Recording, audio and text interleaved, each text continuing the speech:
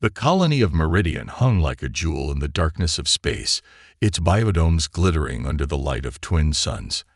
Admiral Roth Blackwood stood at the observation deck of Meridian Central Command, his weathered face reflected in the reinforced glass as he watched transport ships make their routine descents to the surface.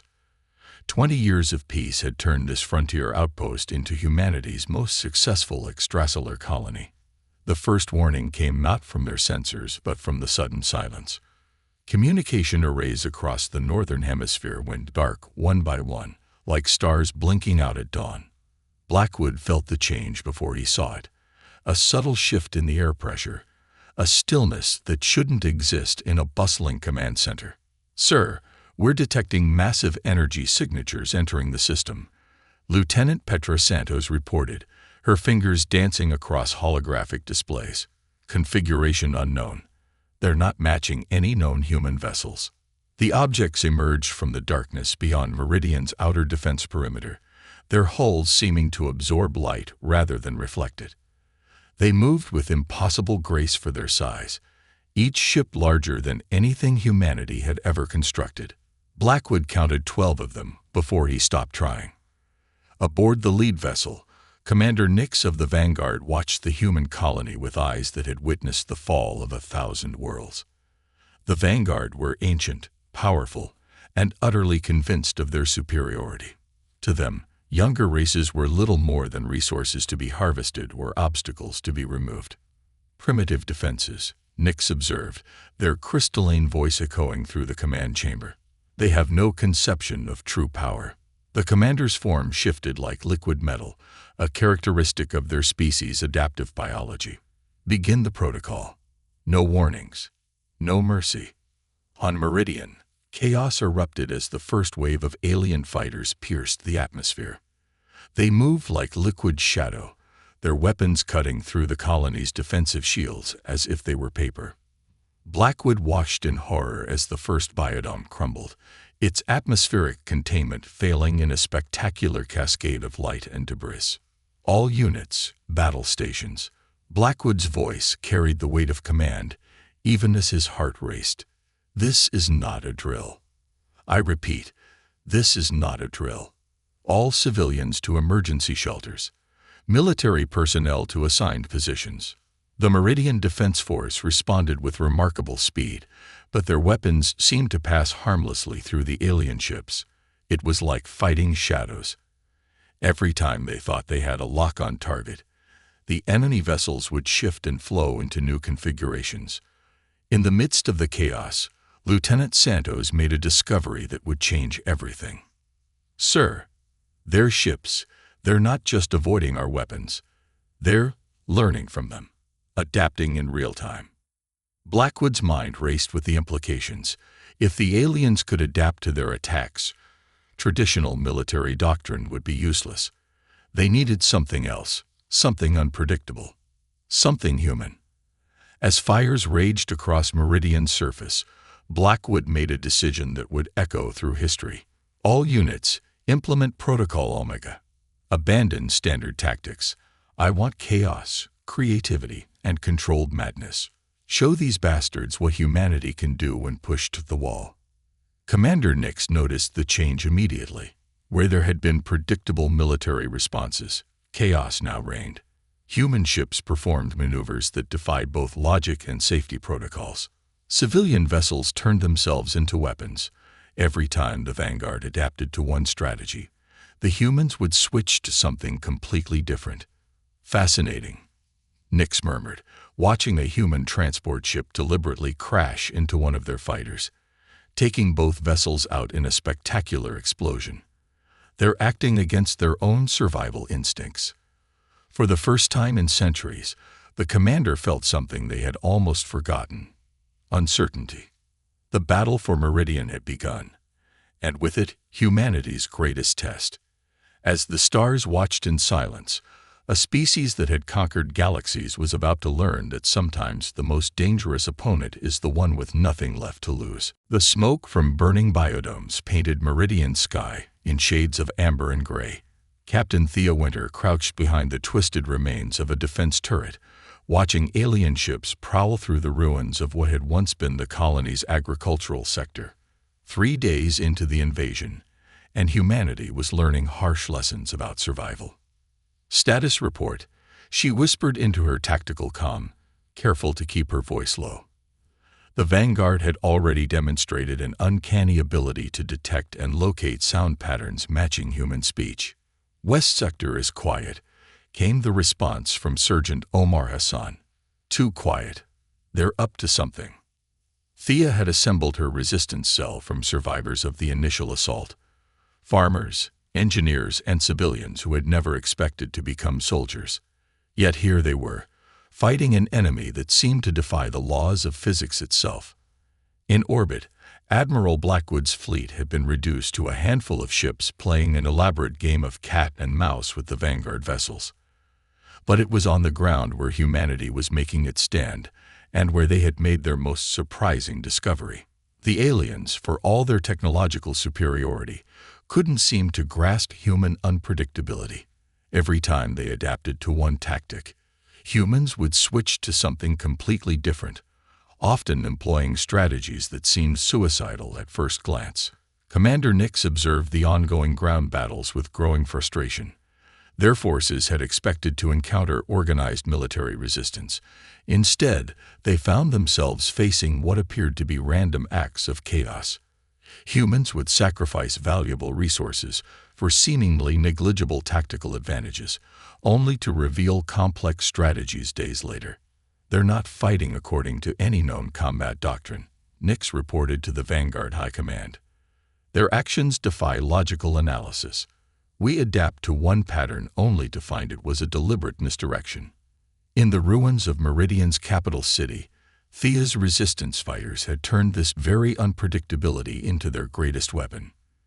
They used ancient warfare techniques alongside modern technology, combining primitive traps with advanced hacking attempts. The Vanguard's adaptive capabilities became a weakness. They couldn't prepare for tactics their vast database had never encountered. "They're learning," Thea observed, watching an alien patrol fall for a simple tripwire that triggered not an explosion, but a localized EMP burst.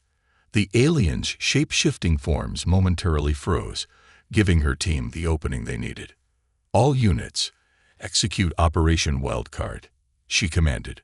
Across the ruins, human fighters emerged from hiding spots, attacking with whatever weapons they had: pulse rifles, makeshift explosives, even primitive projectile weapons that the aliens' advanced shields weren't calibrated to stop. The Vanguard soldiers, their forms usually fluid and graceful, moved with uncharacteristic hesitation. Each human attack seemed random, purposeless, until the pattern emerged.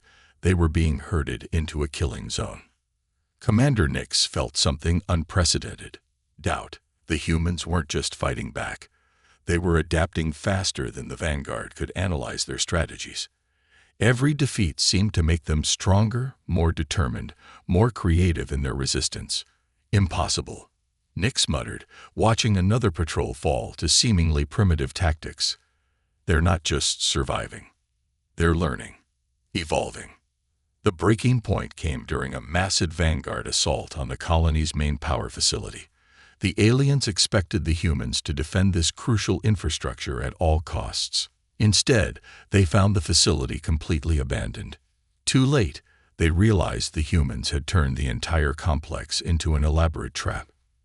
The explosion was visible from orbit, a miniature sun that consumed 3 Vanguard capital ships and countless ground forces. In the aftermath, as alien reinforcements rushed to contain the damage, Thea's resistance fighters struck at a dozen other locations simultaneously. For the first time since the invasion began, the Vanguard were forced to retreat from their objectives. Commander Nix stood on their command ship, watching the chaos unfold below, and realized that they had gravely underestimated their opponent. "We thought them primitive," Nix communicated to their superiors. "We were wrong. Their greatest strength isn't their technology or their tactics. It's their ability to embrace chaos itself." As the battles raged on, both sides began to understand that this conflict would redefine everything they thought they knew about warfare. The humans had proven they could hurt the invincible vanguard. And now, they were just getting started. Engineer Finn Sullivan stood in the underground bunker that had become Meridian's new command center, surrounded by salvaged alien technology and human ingenuity. His hands moved swiftly over a hybrid console, part human, part vanguard, as he worked to decode the aliens' adaptive capabilities. Their technology isn't just advanced, he explained to Captain Winter and Admiral Blackwood. It's fundamentally different. They don't build machines, they grow them. Every piece of their equipment is alive in some way. This discovery had been the key to humanity's first major victories. Once they understood that Vanguard technology was biological in nature, they could begin to fight it on those terms. Finn had created a series of viruses, both digital and biological, that could temporarily disrupt the aliens' shape-shifting abilities. Above ground, the war had transformed into something neither side had anticipated.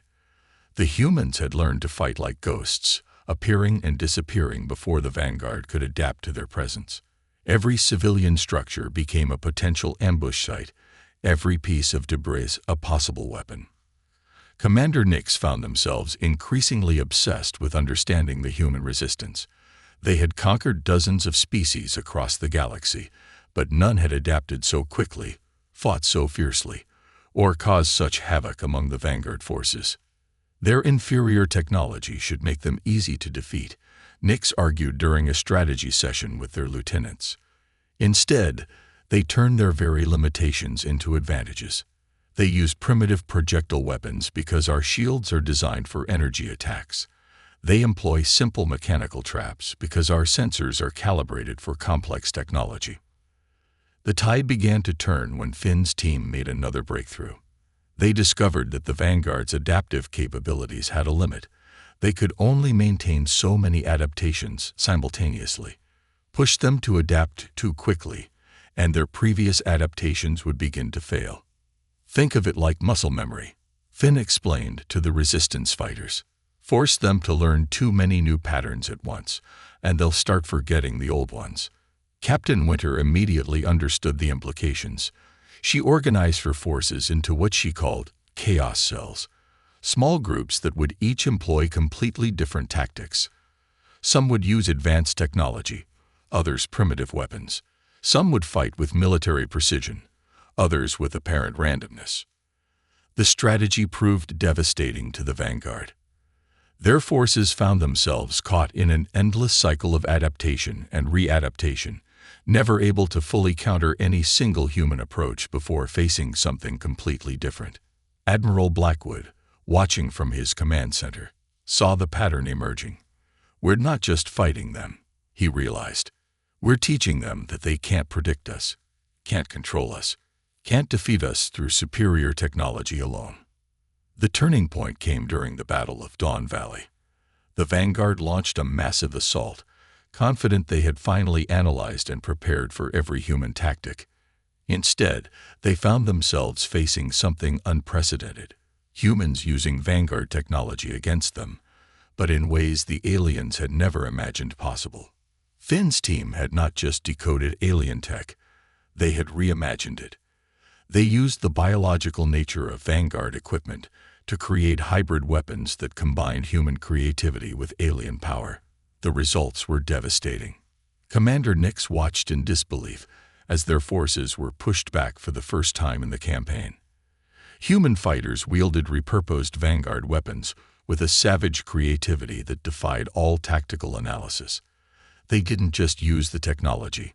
They improvised with it, modified it, combined it with their own innovations in ways that shocked even its creators. They're not just surviving anymore, Nix reported to their superiors. They're evolving, creating something new, something neither human nor vanguard. For the first time in their long existence, Nix felt something approaching fear. As the battle raged on, it became clear that humanity's greatest weapon wasn't their technology or their tactics. It was their ability to adapt, to learn, to take what was foreign and make it their own. The vanguard had come expecting to find primitives. Instead, they had awakened something far more dangerous, human ingenuity unleashed. The Vanguard command ship hovered above Meridian's northern hemisphere, its crystalline surface reflecting the chaos below. Commander Nix stood motionless, their liquid metal form rippling with barely contained frustration as they reviewed the latest battle reports.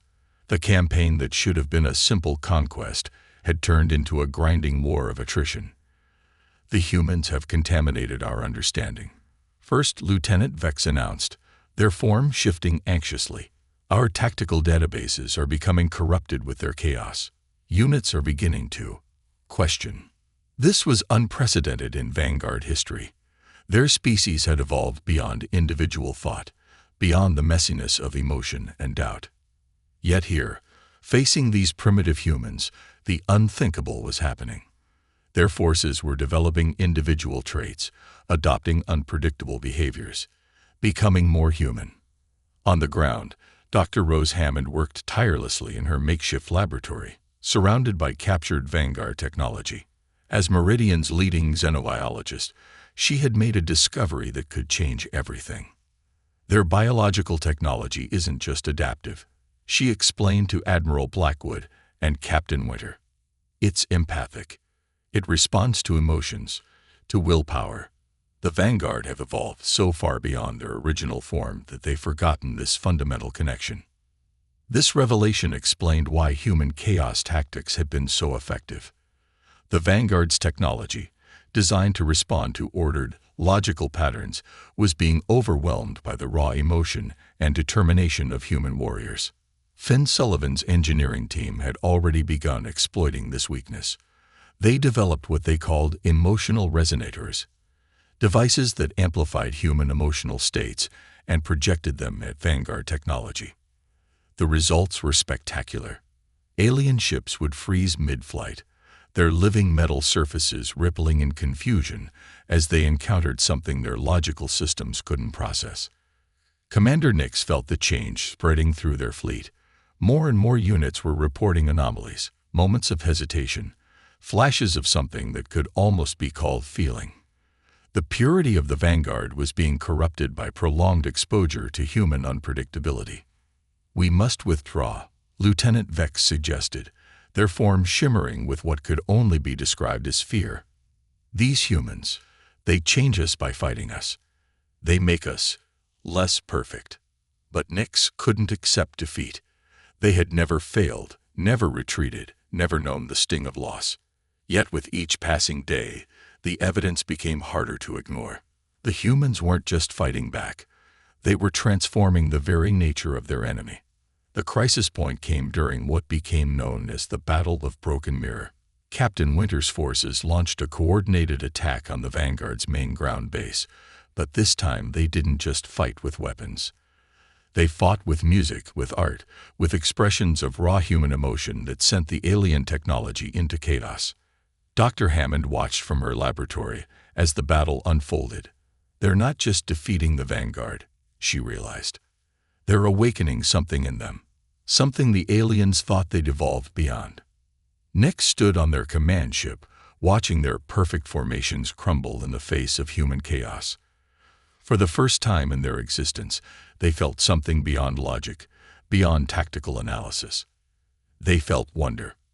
Among the Vanguard forces, dissent began to spread. Some units refused to fight, their forms shifting erratically as they struggled with newfound emotions. Others began to display individual traits, developing distinct patterns and behaviors that went against their species' unity. Admiral Blackwood recognized the opportunity in this chaos. "We're not just fighting a war anymore," he told his commanders. "We're forcing them to confront everything they've lost in their pursuit of perfection." As the battle raged on, it became clear that the real victory wasn't being won through weapons or tactics. It was being achieved through the simple, messy, chaotic nature of human existence.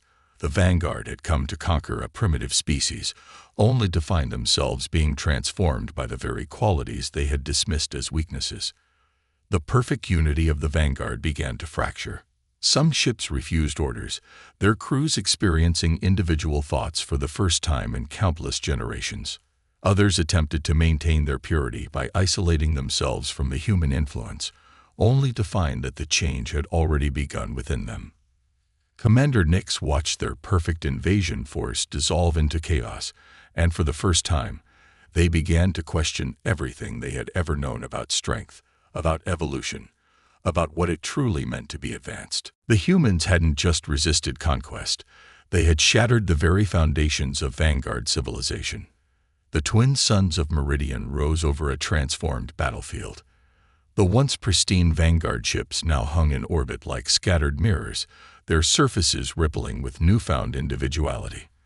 On the ground, the final confrontation was about to begin, but it would be unlike any battle in human or Vanguard history. Commander Nix had made an unprecedented decision. For the first time in their existence, they would face their enemy alone, in person.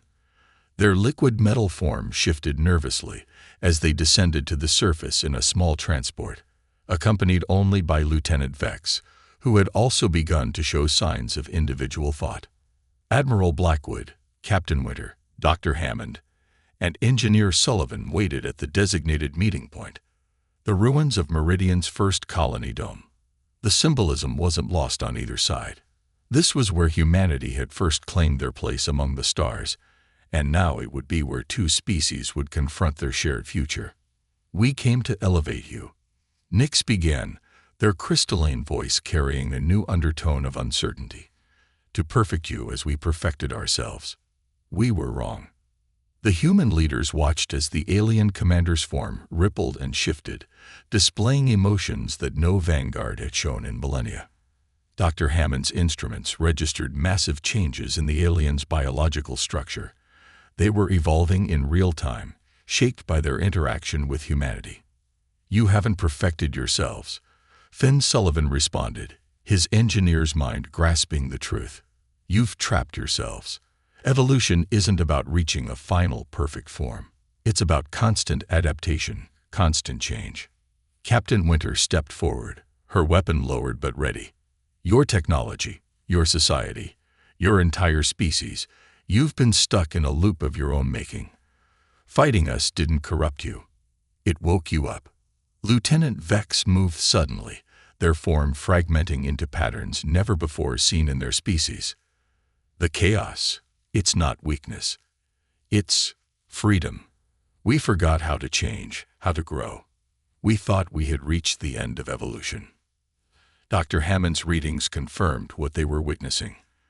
The Vanguard weren't just changing physically. They were experiencing a fundamental shift in their collective consciousness. The very qualities they had come to eradicate in humanity were reawakening within themselves. "Your imperfections," Nix admitted, their form now swirling with colors that reflected their turbulent emotions. "They are your strength. Each human is unique, unpredictable, capable of infinite variation. We thought this made you weak.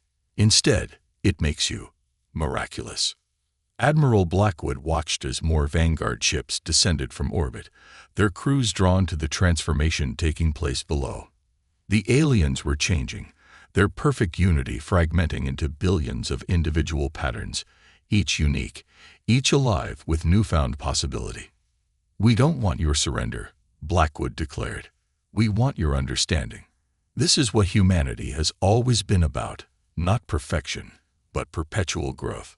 Not unity, but harmony among differences." The revelation spread through the Vanguard fleet like a wave. Ships began to change color and shape, no longer bound by the rigid patterns of their past. Some took on forms that reflected the individual preferences of their crews, while others pulsed with emotions long forgotten by their species. As the sun set on Meridian, the war ended not with a victory or a defeat, but with a transformation. The Vanguard withdrew not as conquerors or conquered, but as a species reborn. They had come to teach humanity about perfection, only to learn about the power of imperfection. Dr. Hammond's final readings showed something remarkable. The Vanguard were evolving faster than any species she had ever studied. Their encounter with humanity had unlocked something within them, a potential for growth and change that had laid dormant for eons. "This is not an ending," Commander Nix announced as they prepared to depart. "This is an awakening. We will return not as conquerors, but as students. You have taught us what we forgot, that true evolution never ends. The human leaders watched as the vanguard ships departed, each one now unique, each one changed forever by their encounter with humanity. They had survived not just through strength or technology, but through the very qualities the aliens had come to eliminate. As Meridian began its long recovery, the lesson was clear. Humanity's greatest strength had never been in their weapons or their tactics, but in their endless capacity for change, for growth, for finding strength in their imperfections. They had not just defended their world. They had shown an ancient and powerful species the way back to life itself.